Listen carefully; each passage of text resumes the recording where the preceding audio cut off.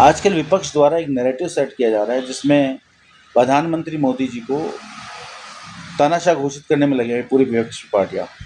वो कह रहे हैं कि प्रधानमंत्री मोदी जी किसी की नहीं सुनते, देश में कुछ भी हो जाए, अच्छा भला बुरा, वो कुछ भी नहीं सुनते, अपनी मन मर्जी की करते हैं।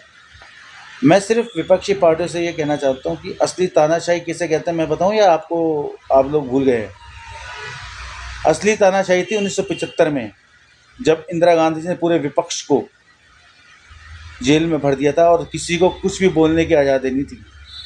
असली तानाशाही उसे कहते हैं जब आपातकालीन स्थिति से देश को गुजरना पड़ा था, देश में आपातकाल लगा था।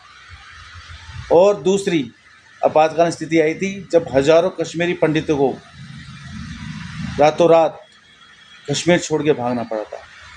असली तानाशाही भाई लोगों उसे कहते हैं जो ये कांग्रेस करती आई है, और इनको हर किसी में तानाशाही नज़र आता है। खुद तानाशाही तो होता ना, ये खुद तानाशाही है और इनको सामने वाला भी तानाशाह नज़र आता है।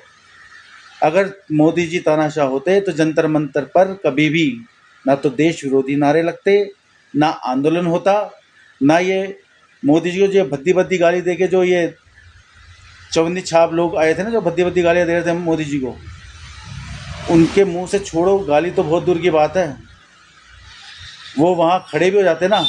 अगर मोदी तानाशाह होते तो वहाँ खड़े भी हो जाते, बहुत बड़ी बात। इसलिए मैं कहना चाह रहा हूँ कि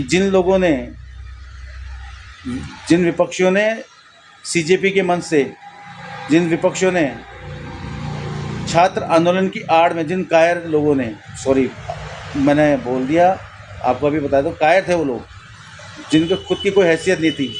ये वो 50-50, 100-100 साल पुरानी पार्टियाँ अपने आप को विपक्ष कहती हैं कि भाई हम जो थे पुराने, सबसे पुराने हम ही विपक्षी पार्टियाँ हैं। और इतने कायर कि आंदोलनकारियों के पीछे छुप के उनके कंधों पे बंदूक रख के जो चलाई उन्होंने, देश विरोधी नारे लगवाए, देश में अराजकता फैलाने की कोशिश करी, देश की आर्मी को गाली दी गई, देश के प्रधानमंत्री को गाली दी गई। तो ये जो जितना भी ये घटनाक्रम पिछले कुछ दिनों में हुआ है, तो ये अगर एक तानाशाह होता ना तो ये सब कुछ नहीं होता। और तानाशाह होना अच्छी बात है। अगर मोदी जी, मैं तो कहता हूँ तानाशाह बने, एक बार इनको बताएं कि तानाशाही होती क्या है।